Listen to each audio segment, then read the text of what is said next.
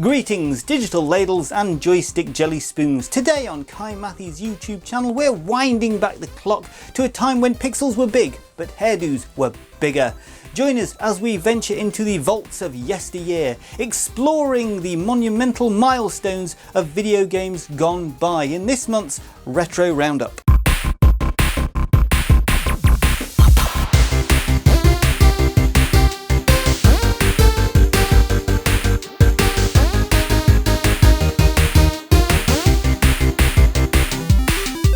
Boot up our time machines, starting in the marvellous year of 1984, a year of the Macintosh, don't you know, but more importantly for our purposes,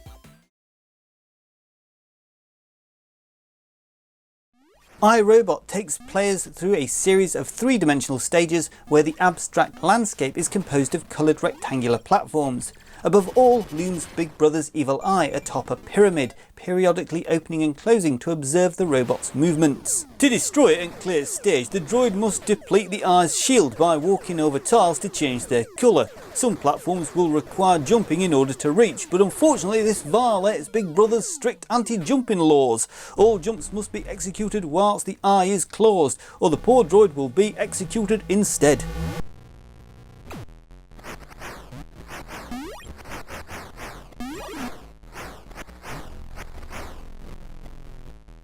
Now, it seems that the arcade version of iRobot has been immortalised in the pages of 1001 Video Games You Must Play Before You Die, meticulously edited by Tony Mott, the fantastic editor of Edge magazine. A most prestigious entry, dare I say. I wonder if the robot is as obliging as the title suggests. Fast forward now to 1994, a year of great leaps not only for mankind but for our digital friends as well. It's the year when Donkey Kong threw barrels in a very 1994 way in this Game Boy classic.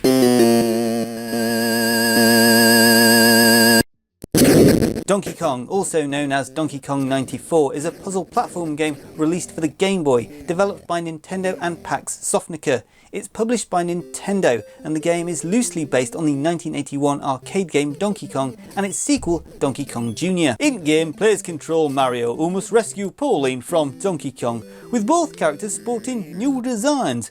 Donkey Kong Jr. also appears in some levels to help his father slow down Mario. Donkey Kong was the first Game Boy game with enhanced features when played on the Super Game Boy, don't you know? It includes gameplay elements from Donkey Kong, Donkey Kong Jr. and Super Mario Bros. 2. A follow-up game, Mario vs. Donkey Kong, came out for the Game Boy Advance in 2004.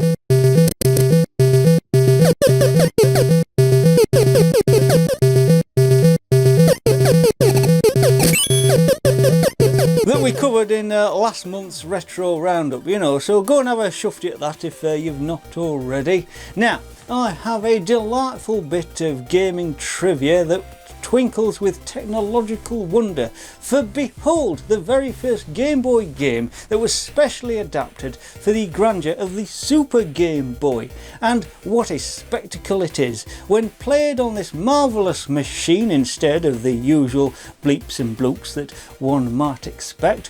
One can hear Pauline clear as a bell deliver the most devastating shrieks of "Help me! Help me!" It seems, viewers, that her cries for salvation have transcended the typical Game Boy sound effects that merely hint at a scream. A technological triumph indeed.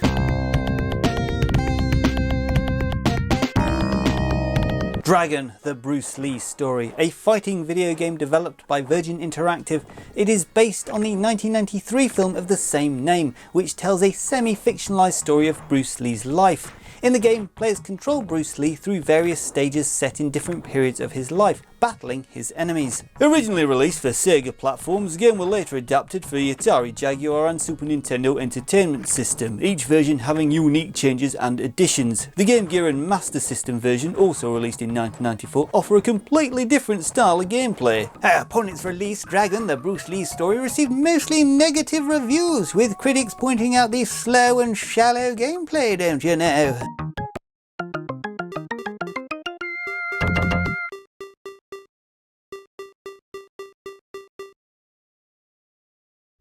Now we zip along to 1999, where pixels began to truly blend into polygons with the release of the following.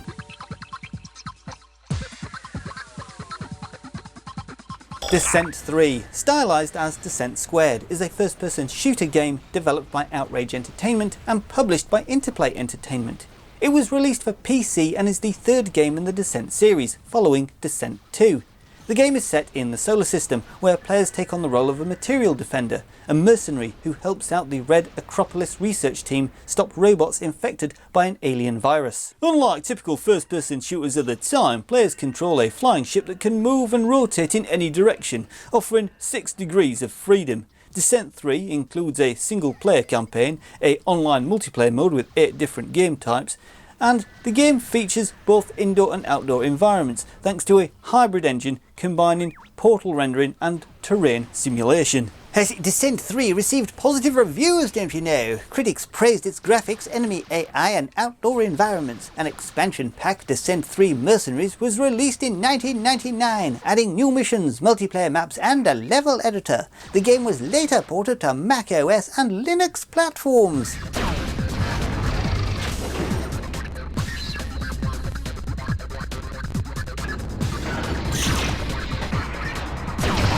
Now, Descent 3 has been novelised by the prolific penman Peter Tellep. Peter, you might recall, is the scribe behind such sages as the novelisation of Space, Above and Beyond, and Wing Commander, the movie. What a bibliography to behold. Onward to the digital delights of a different kind. The game's source code, updated to the mythical never-before-seen patch of version 1.5, was benevolently bestowed upon the world by Kevin Bentley, a keyboard wizard amongst the game's programmers, on the 16th of April 2024, a date that shall live in infamy in the annals of open source aficionados. Oh, and Keith, don't forget the cinematic treat tucked into first disc. A trailer for the adventure game Star Trek Vulcan Fury, crafted with scripts from the star-studded stylus of Trek author DC Fontanez, featuring a photorealistic rendering of the cast of the original series. Sadly, though, like a lost starship in the neutral zone, Interplay would eventually cancel this game. Tragic indeed, Pat. It appears that the voyage of the Vulcan Fury was destined to be as elusive as Vulcan logic itself. But fear not, Trekkies and Techies, for the spirit of exploration endures even in the face of cancellation. As we briefly pause our pixelated pilgrimage through the digital delights, a gentle reminder from your humble presenters. If today's tour of Techno Tales has tickled your fancy or tweaked your nostalgia, do indulge us with a moment of your time. Now dash down to the comment section and decree your thoughts, insights or even your own digital reminiscences. Engage with us. What levels left you baffled? Which boss battles have beaten your best strategies? Do tell, for every comment is a cog in the grand machine of our gathering. God, you really were on something when you wrote this script, weren't you? And should the spirits move you, why not bestow a like upon our little enterprise? It's as simple as a click and as gratifying as a victorious fanfare from your favourite Final Fantasy. Do share this visual venture with your compatriots and kin alike. Spread the word as a town crier might announce the coming of a fair. Each share broadens our borders and builds our brigade of keen-eye watchers. And if you haven't yet tethered yourself to our merry band, please do subscribe. Join us. Never miss a moment of our curated cavalcade of curios and capers. Your subscription is your ticket to every unveiling, every discussion, every celebration of the gamecraft of yawn. I think I was high when I wrote this. So comment, like, share and subscribe. Keep the dialogue dashing, the appreciation ample, the community connected and your dedication declared. Now back to the bounty of bytes and bits that beckon.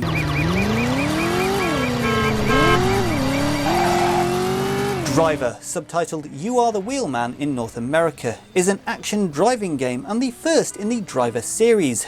Developed by Reflections Interactive and published by GT Interactive, it was released for the Sony PlayStation. It was inspired by movie Car Chasers, and the game lets players drive around 4 real-life cities, Miami, Florida, Los Angeles and New York, using various vehicles. The story follows John Tanner, an undercover cop who infiltrates a criminal gang to investigate their activities and uncovers a plot to assassinate the President of the United States. The game were a commercial success and received positive reviews from critics. It were later ported to PC and Mac. Handheld versions were also made for the Game Boy Color and iOS and Palm Pre. The game were re-released for the PlayStation Network in 2008, and it was so successful that it led to sequels, Driver 2 in 2000 and Driver 3 in 2004.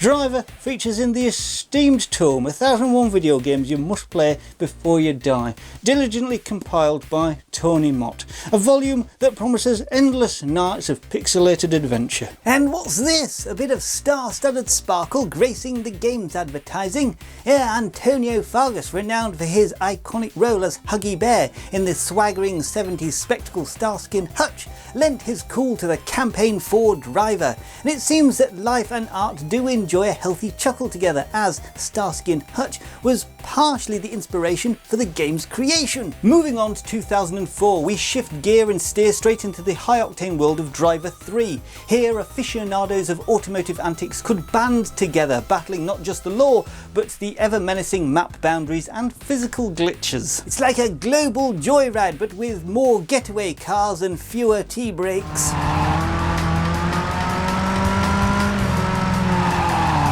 Driver 3, stylised as Driv 3, is an action-adventure game and the third instalment in the Driver series.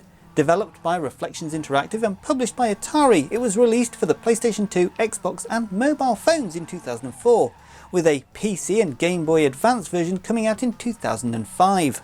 In the game, players once again take on the role of John Tanner. Despite being a commercial success, Driver 3 received mixed to negative reviews. Critics praised the story and graphics and the driving mechanics, but criticised the on-foot controls, awkward shooting mechanics and performance issues. Some believe Atari rushed the release to avoid competition with Grand Theft Auto San Andreas later that year.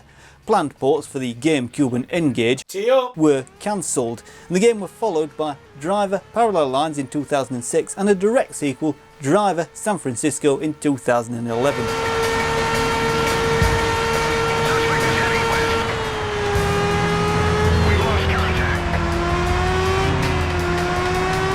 Now then, let's turn our attention to the intriguing, if not slightly scandalous tale of the development diaries of the motorised mystery Driver 3. For it seems that only a few weeks after Driver's steering wheel was handed over to Ubisoft, Atari's very own sales and marketing vice president couldn't resist a bit of a blurt at a press conference. He declared that the third instalment was, alas, a half-baked product, hurriedly revved out of the garage and onto the streets for, dare we say, a quick cash-in. Amidst the mechanical murmurings, let's not overlook the voices behind the vehicular venture. The ruggedly charismatic Michael Marsden lends his vocal verve to Tanner, our undercover cop, navigating the gritty lanes of law and disorder. Intriguingly, Marsden's voice has also echoed through the crime-ridden streets of Grand Theft Auto 3, where he portrayed another character entangled with an undercover cop, also named Tanner, don't you know?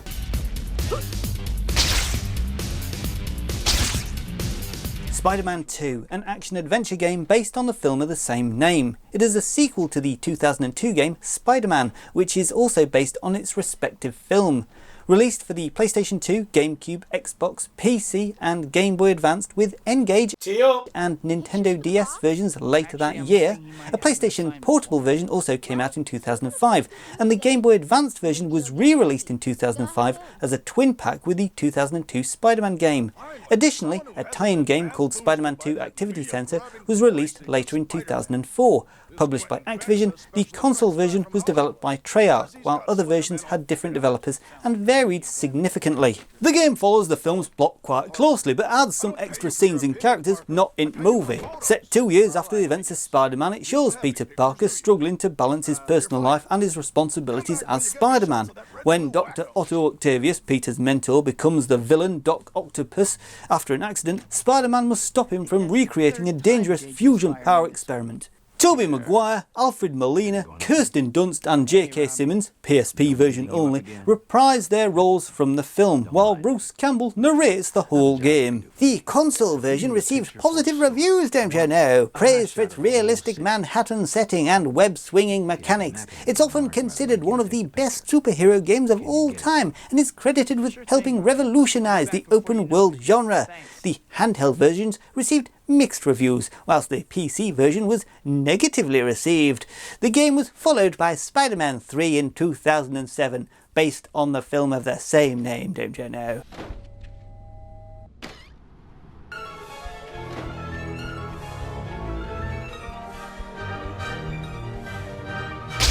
Let us now swing into the pixelated pages of 1001 video games you must play before you die, compiled by the tireless Tony Mott, where we find nestled amongst the entries the high-flying escapades of Spider-Man 2, a game it seems that any self-respecting joystick jelly spoon should engage with before they shuffle off this mortal coil. Does that include our chum Mr. B? No, not I. I mean, I'd like to see him have a go, but I don't really think it's for him, do you?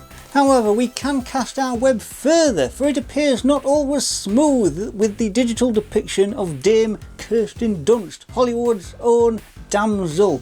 She was somewhat dismayed with her avatar's generous assets in the game. According to the scribes at Ireland Online, Miss Dunst had to insist, "Tone down the boobs, please," finding the original proportions a touch too titanic for her taste. Oh, it's often the case, isn't it? Too much bounce to the ounce, isn't it?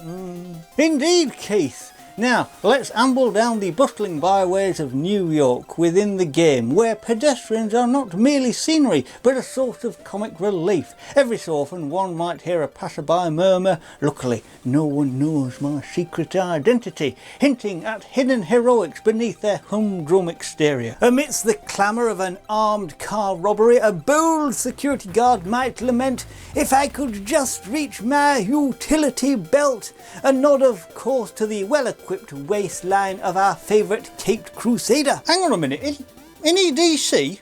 The cheek of it. Finally, our timeline concludes in 2014 with the visually poignant Valiant Hearts: The Great War.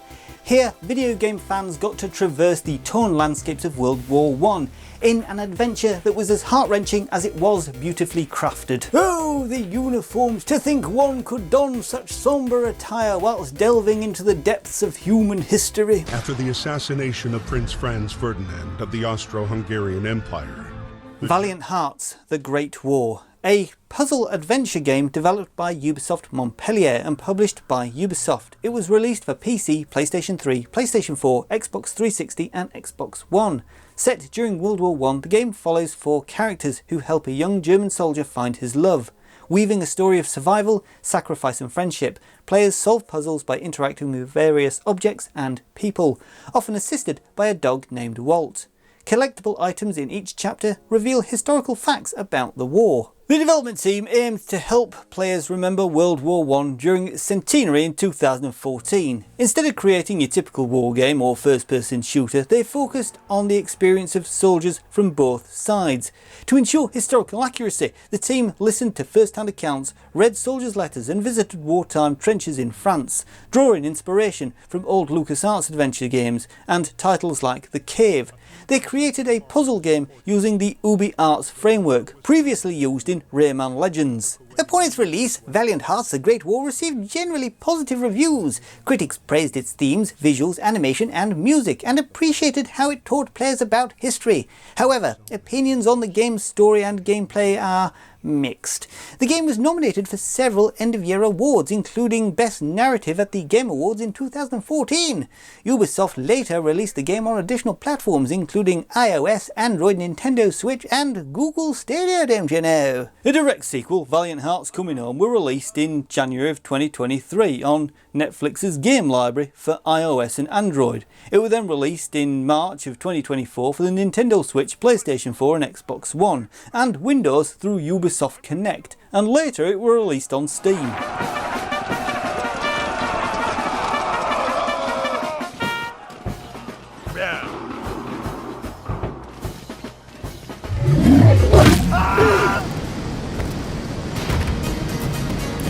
Divinity Original Sin, a role-playing game developed and published by Larian Studios. It is the fourth main instalment in the Divinity series and serves as a prequel to the original game, Divine Divinity, as well as the other main games in the series. Partially funded through Kickstarter, the game includes the same editor used to create it, allowing players to design their own single-player and multiplayer adventures and sharing them online. An enhanced edition entitled Divinity Original Sin Enhanced Edition, featuring an expanded storyline, new gameplay options, was released in 2015 for PC, PlayStation 4, Xbox One, Linux and Mac.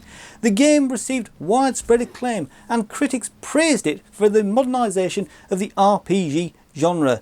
A sequel, Divinity Original Sin 2, were released in 2017.